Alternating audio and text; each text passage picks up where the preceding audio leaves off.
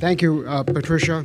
Very good opening remarks too, Stephen. I agree with you wholeheartedly on those points about the role of science in moving ahead. I'm not sure I have a topic that is designed to wake up a very early morning audience, but I'll try my best. I'm going to talk about risk-based decision-making in the context more broadly as it's now looked upon in the wider world of risk analysis, the whole discipline of risk analysis, and then look more specifically at some applications in the food world, and then also talk about this interesting trend on what's called hazard-based decision-making. So it's a broad, fairly high-level presentation. I have no conflicts here to declare. That's my mandatory declaration slide. Okay, so let's make sure we're speaking the same language. I think most of us know this language, but just to be sure, I use the word agent quite a lot in these definitions. It could be a chemical, it could be a biological agent, it could be even physical agents, radiation, that sort of thing. All of these concepts apply to whatever these agents are. Hazard is the term used to describe the type of harm, type of disease an agent might cause under certain conditions. Risk is the probability that those hazardous properties will be expressed under specific exposure conditions. It's a much more elaborate concept than hazard. And safety, of course, is a judgment about conditions of exposure where the risk is judged to be small enough. That's not a scientific determination. That involves policy, of course. Risk-based decision is any decision designed specifically to look at risk and how to mitigate, how to reduce risk. Many factors may enter those kinds of decisions, but that's what risk-based decision means. The assessment process, everyone understands, is the way we go about analyzing in specific circumstances what the risk is. I emphasize scientific uncertainties as something that has to be explicitly described. I will say a little bit more about that. And then management is policy-based actions needed to achieve public health goals. And there I also bring up scientific uncertainties. Management, this is something I think most people also understand. We rely very much on what the relevant legal criteria, other policy considerations enter, but it also depends on having risk assessments done in a manner which is related to the decision context, risk assessments which are useful for those decisions. Utility is a key aspect here, something I will emphasize over and over again.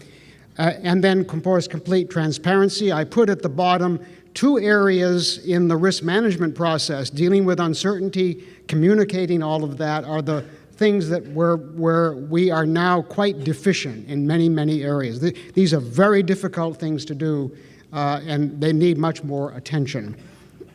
And finally here, I'm going to introduce this idea of hazard-based decisions now, and then come back to it toward the end of the talk. But a hazard-based decision is one which says we're going to control exposures or eliminate exposures based purely on the hazardous properties of a substance, irrespective of the risk. We don't look at risk. If it's a carcinogen, we're going to eliminate it no matter what. It's that kind of decision-making process. We'll come back and say more about that and the pros and cons of that versus a risk-based decision process. I'm going to say uncertainty is something that's usually sort of thrown on at the end of talks. When you publish something, you're required to say something about the uncertainties in your activity. That's always tagged, put at the end of a presentation or a talk. I just want to say a little bit about it right now. It's something most people do not like to deal with, especially decision makers, and especially in the context of safety decisions. No one wants to be uncertain about safety. A couple of things to bring out, though. You can't eliminate uncertainty. There's always going to be some uncertainty in any scientific undertaking. But because that also means that if that's true, uncertainty, its existence, is not a reason not to make a decision. There may be circumstances where it's so great you can't make a decision, but just pointing to uncertainty is never a reason not to make a decision. There are models available for incorporating uncertainty. A lot of this comes out of the world of what's called decision science. It's a whole other very interesting area. And communication is much, much hampered by consideration of uncertainty. It's a very hard thing to deal with. But to ignore it is to ignore science, because it's an inherent part of science. There's a lot of scholarly research on this topic of uncertainty, and then also communicating it in ways that are useful and clear and honest. It's not an easy thing to do. I could refer you to some good research on this. A few key lessons that come out of this is that everybody, all the people in this room, and myself including, understanding or thinking about probabilities is not very good. There's a lot of research on this topic. So probability is a very hard concept for people to think about. People are very suspicious of absolute statements about anything. Almost all people are, as we should be. And perceptions of risk, this is the tough one. People perceive risks in ways which are sometimes radically different from what the experts might say about risk. And it's not that they're stupid, it's just that that's sort of wired into the human brain. There's a lot of research on this topic. I don't have time to say more about that, but that's something to look at. Okay, I'm going to give you a little history here, talk about risk and risk analysis and its role in risk management, and with a focus, as I say here, on food substances. I think most people understand that we had a spate of new food laws in the 50s introduced in this country, focusing on things that we add to food, either directly or things that get into food because of some intentional act, like the application of a pesticide. Those are all things that get into intentionally. There were a number of publications that came out of FDA in the 50s and 60s pointing to tools to evaluate the safety of they were called safety assessment approaches, not risk assessment. But this is what instigated the movement by FDA scientists to begin talking about that. This was the guiding principle, the development of what's called the ADI as a key element of the process, where you begin with some limited data on toxicity, introduce what then were called safety factors. Now we would deal with factors which deal with variability. The biggest unknown in risk assessment is variability among people across populations, from animals to humans. That is one of the big unknowns we have to deal with. And then also other kinds of uncertainties are introduced. We call these uncertainty factors now. But we're estimating here, that's not the typical definition of an ADI. That's my definition, though. That's what we're heading at. Something like a threshold. This is all based on the idea that toxic chemicals have thresholds, and that you need to get below that threshold to protect people. Now, when you think about that last statement, the way I wrote it, that's a pretty arrogant statement, to think we can go from a small set of data and develop a level which we are sure will be a threshold for a very large, very diverse human population. But that's what the ADI intends to do. So there's a lot to be said about trying to improve our notion of the ADI. I will emphasize at this point that the risk at the ADI is unknown. We do not try to do it on a risk basis. We cannot declare it's zero, because that's not a scientific idea at all. But what is it? We don't know. It's not a risk value at all. It's a level thought to be safe for a very large population. They're used in what I call, I will use this term several times, bright line decision making, where something is safe or not. The ADI is taken that way. It's not really a bright line, but it's used as a bright line in many decisions. There are relatives. Everyone knows about EPA's reference dose. There's the TDI used by WHO for contaminants. Same idea applied to all of those. And the uncertainty associated with the ADI is really not well understood. We can talk a bit about the uncertainties in the data, but how uncertain is the ADI? We don't usually see much about that. Now, I don't want to blast the ADI, because it's a very useful tool, and we've been using it for a very, very long time, and we don't have evidence that there's something that is leading us down the wrong path on safety. But it's not so easy to evaluate that. I'm not even sure how you would evaluate whether an ADI ensures what degree of safety, what degree of risk. But there are efforts underway. There's a lot of research now going on in the wider risk world to try to quantify these threshold effects, quantify the risk. and then define ADI specifically in terms of some residual risk. We're not there yet, but there's a lot of interesting work going on that topic. Now, this is something, again, most people here know about, but this was the important exception to those early safety assessment rules. Didn't apply to carcinogens. The notion came out, that phrase, no safe level, evolved during the 1940s and 50s from many scientists working in the area of chemical carcinogenesis, that you couldn't define a safe level, a risk-free level for carcinogens. That did not mean, and it does not mean today, that any level causes cancer. That's not the idea. But it does say that there might be some risk of cancer at any level of exposure. And that idea still holds for many carcinogens. Anyway, the Delaney Clause was introduced in 1958 that says if you're going to add something to food that's a carcinogen, and you find it's a carcinogen, you can't do that. It's an absolute prohibition on direct additives. So that is a hazard-based decision, forced in the law itself. That's in the law. That is a hazard-based decision, and maybe the most prominent one. If it's a carcinogen, you can't have it. You can't introduce something intentionally into food.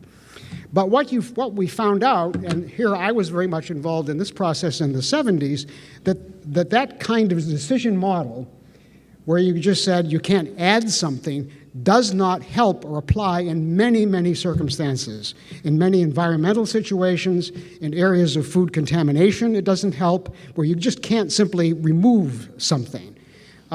Even with something like vinyl chloride, which might be present in a PVC food contact surface, it may migrate into food. Do you ban it without knowing how much is there? And then the question becomes, how hard should you look for it?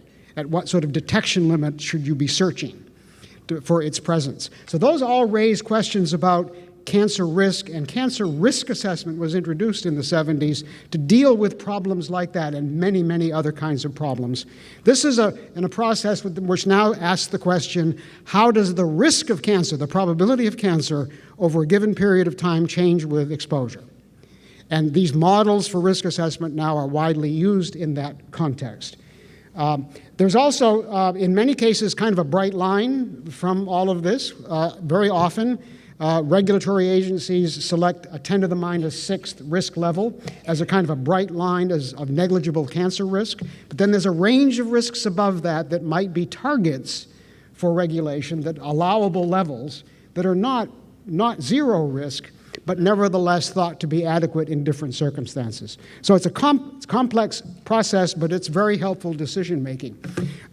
This idea where you would look at how risk changes as a function of exposure was kind of borrowed to the creation of what's called the margin of exposure approach, where you're looking now at the difference between the effect level for toxicity and the actual human exposure, and you're trying to understand risk as a function of that margin, the difference between the two. So it's not really a risk number. It's more like a margin of safety, if you like. But it does allow you to look at how the margin changes, how the margin might increase or change as exposure changes. So it has that component. It's just not a specific risk measure. There are researchers now trying to convert this to a more specific risk-based approach for threshold agents. But the MOE is used now for many threshold agents in this fashion. I'll show you a couple examples. Okay, so let's move into food constituents. I call them food constituents and contaminants. I think Dr. Mayer talks about, what is it, food-relevant chemicals. Constituents and contaminants is what I think covers the universe here. And we've got three kinds of models then, decision models here, one based on the Brightline for threshold agents, a margin of exposure model for threshold agents, and quantitative models for carcinogens. And I might say that at least EPA has used that quantitative risk model for other agents considered not to have thresholds. EPA considers, for example, lead not to have a threshold for cognitive effects. particulate matter and cardiovascular disease, they consider not to have a threshold. And they use quantitative models for that kind of analysis as well. This book I point to here, Science and Decisions, I recommend to you as a very rich compendium of both the science of risk assessment and things that are going on. It's now 8 years old, but it's still pretty useful, but also making risk assessments more useful for decisions. There's a heavy emphasis in this book on that topic and how you go about that.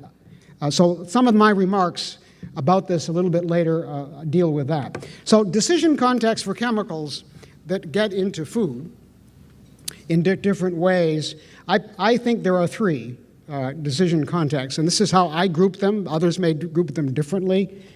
And this is my language. I have three categories, A, B, and C. Keep those in mind. The C category on the right are substances that we intentionally introduce, either directly into food or that we use intentionally in ways that allow them to get into food. All of those, to me, are one category of substance, and they require one kind of decision model. In the middle, not readily avoidable is the term I use. Substances which are environmental contaminants, natural or industrial, things that get into food on a regular and persisting basis. I'm not talking about accidents. I'm not talking about incidental contamination, but we have many things that get into the environment, metals and other kinds of chemicals that just are constantly present in food at some level that we have to deal with. That's what I mean by a contaminant. And then the very important issue of compounds formed during processing of food, during cooking of food. Those are not readily avoidable. You just can't say, take them out. And then the necessary and unavoidable, the largest class by far, not nutrients themselves, that's a relatively small number, but the natural components of food, which number in the tens of thousands. And we don't really pay a lot of attention to those, although, as I will say a little bit later, they are coming up a little bit more heavily in current thinking. So those are necessary, and they are not avoidable at all. We're not going to ban foods. We have to deal with them in some way. So the Brightline model is perfectly good for the category C substances. If you find something's not safe, you can just take it out. Now, people may not like that, or they may disagree on whether it's safe, but you can just remove it if you decide it's unsafe. So it's a very simple decision model. It works well. We could improve it with quantification of the ADI, I believe, but it's okay. The B category is something that needs a lot more attention, I think. We haven't dealt with these very well. Sometimes people establish a TDI for contaminants. That's a Brightline decision, which I think is not very useful for many contaminants. We need to look more closely at how different kinds of interventions to reduce exposure, there may be many different opportunities, and how they affect risk, either risk or the margin of exposure, and see where we're getting the most benefit, if you like, with different kinds of intervention. That's what the Science and Decisions book is about. Intervening to reduce risk and then analyzing those interventions by different tools of risk analysis.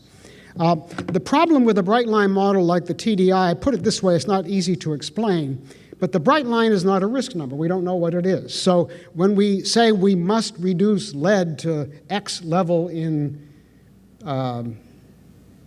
baby food, whatever it is, the only way, if we're not there, the only way, let's say wheat, we want to reduce it in wheat, the only way you can get there is to analyze, and then if you find it above the safe level, you get rid of it and you throw away the food. Okay, is that a good decision? Is that a good approach? Are we really making the best of science when we do that? And since we don't know the risk level associated with, let's say, a TDI, we're not sure exactly what benefit we are getting when we do that. So we might feel safer, but we're not sure about that risk. There are better ways than Brightline models to deal with contaminants. So we may be going too far in some cases or not far enough in others. And so with better quantitative models for threshold agents, I think we can do better on contaminants of food. So this is I've just already said this in a way. We look at different interventions. What is the risk reduction achieved? That is the greater MOE or the risk reduction for the agent. This also gives us a chance in almost every action. There might be indirect effects which go in the other direction, which may increase risk. Some very wise risk analyst says there's almost no action you can take to reduce risk which doesn't also increase risk in some other domain. So you have to be always very careful about that and looking at sort of the net risk situation. That's, again, something that we don't do very well, but we should take care to do. You all know the methylmercury case in fish and asking people not to eat fish. There's a downside to that. Well, there are probably many other examples of that when we begin to take action in one domain to reduce risk while we're introducing problems otherwise. And category A substances, this is the big challenge. We've got here, of course, we can't do anything except recommend intakes. We're not banning food, we're not limiting nutrients in food or natural substances in food, but we can give recommendations. The most common of these, the most widely used, is the dietary reference intake, which has been used for some time to avoid nutritional deficiency and now also to avoid toxicity at high doses. The dose response intake for substances which are nutritionally necessary, I'll use that term, looks like that on the left. That's a deficiency curve where at zero intake you have the greatest risk of all for an essential nutrient. 100% of the population will be affected. And then moving to the increasing intake to the RDA, which is intended to provide adequate, avoid deficiency in about 97% of the population, something like that. It's not 100%. But that's how that is constructed. So these are, and then as you move further to higher intakes, you become worried about toxicity. And the UL, which is kind of analogous to the ADI, is used to avoid toxicity. So those then become recommendations for DRIs, the UL, the RDA, and then other measures of deficiency as well. Couple points about this one here to make. Substances that I just depicted in that diagram, they are nutritionally necessary, and they are by themselves necessary and sufficient to completely avoid deficiency disease. By themselves, deficiency disease. That's an important characteristic. They are, if they're completely absent, capable of causing disease in 100% of the population. That's something that is unique to a deficiency disease. Now, what you see, and there's been a great deal of work in the last several years, sponsored by the US and Canadian governments, to move away from consideration only of deficiency diseases, but to consideration of the possibility that nutrients and also other natural constituents of food may affect risk of chronic disease, not deficiency diseases. And that's a much more complicated problem, just beginning to be worked out. This report on the right here, Developing Dietary Reference Intakes Based on Chronic Disease, that came out not long ago from the National Academy, sponsored by the Canadian US government, guidelines on how to go about looking at chronic disease endpoints. There's a committee now charged with looking at sodium and potassium again, with relying upon the guidance in this document. So that's something that is in progress and needs a lot more work. The dose response curves will be quite different. This doesn't look like deficiency disease. There's no single substance that's going to prevent chronic disease in 100% of the population, right? That'd be a miracle substance. So there's always going to be some effect on, if there is an effect, it's on risk, and you might depict it in different ways. This shows substances with increasing intake may decrease chronic disease risk. There may be other substances which increase. I don't have a graph on that. And we might begin to look at a DRI based on the range of sort of reduced risk, a range of risk over which, range of intakes over which risk is reduced as a DRI. That's a kind of a new idea. So this just says what I just said. A range of beneficial intakes might emerge from that kind of information if you had it. And this is also something where we're going to have to deal much more directly with something that is very difficult, and that is the probability that there are going to be many instances where you have overlapping risks and benefits for the same substance. And that is a tough problem, not well worked out yet. This is just summarization of what I'm saying. I don't have a lot of time left, so I'm not going to we'll talk about this later in the discussion, about some of the key points here, I would say, about the need for continuing improvement here. I just want to say a little bit and end up with a couple slides on the hazard-based question. So I mentioned the Delaney Clause, a very old hazard-based kind of decision model. But hazard-based approaches, if you're kind of aware of the marketplace, are coming back. Many advocate hazard-based approaches, developing lists of chemicals that have certain toxic properties that you want to avoid, irrespective of the risk. And there are companies that are looking to substitute for substances like that. There are many people advocating for this kind of much simplified decision-making process. And part of the reason for this is the marketplace appeal. I'm not going to have any reproductive toxicants in my cosmetic, right? That has a great marketplace appeal. And risk-based approaches do have limitations. People do worry about them. So here are some disadvantages of risk-based approaches. First of all, it takes a lot of work to do good risk assessments. A lot of work. You begin with looking at the hazard, but then you've got to look at dose response and exposure and all of that. It's a big exercise. There's more uncertainty introduced when you go through all of that. And of course, much more difficult to communicate. So there are a lot of reasons why you can understand why people kind of run away from risk-based approaches. And so this might be a good point worth discussion. But keep in mind that the hazard-based approaches have some deficiencies too. Number one, you remove important substances from products without knowing whether they really pose a risk. So are you really making something safer? You don't know that until you do a risk analysis. Of course, that means you have to trust in the risk analysis. So that raises another question.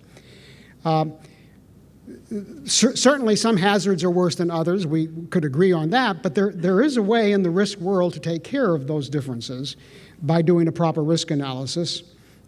Anyway, these hazard-based approaches, they may have utility for things that we intentionally introduce, but beyond that, they don't have much value.